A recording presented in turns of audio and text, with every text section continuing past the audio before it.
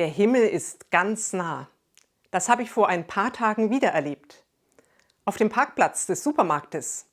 Da ist sie mir ein ganzes Stück nachgelaufen. Im Regen. Eine völlig fremde Frau. »Halt, Sie haben Ihre Hefe vergessen«, rief sie mir zu und hielt mir den kleinen Hefewürfel schon von weitem entgegen. Den hatte ich wohl an der Kasse liegen lassen. »Och, das ist total nett von Ihnen. Vielen Dank.« Schon wieder ein Engel. Hier bei mir.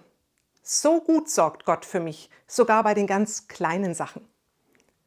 Keiner kommt allein durchs Leben. Wir brauchen einander. Immer. Liebe deine Nächsten wie dich selbst, sagt Gott. Hab die Menschen um dich herum lieb. Kümmere dich um sie. Sei aufmerksam, liebevoll und fürsorglich zu ihnen. Dann geht es uns allen gut. Nein, noch viel mehr, dann scheint immer wieder ein Stückchen Himmel auf. Hier bei uns. Und wir fangen an zu strahlen. Bei wem kannst du klingeln, wenn du Hilfe brauchst? Zur Not auch mitten in der Nacht. Das ist dein Nachbarengel. So ein Engel nebenan kann auch einer deiner Freunde, Bekannten oder deiner Familie sein.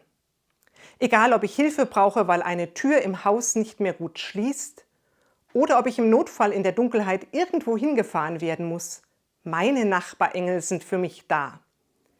Wenn einer von ihnen gerade nicht kann, sind noch so viele andere da.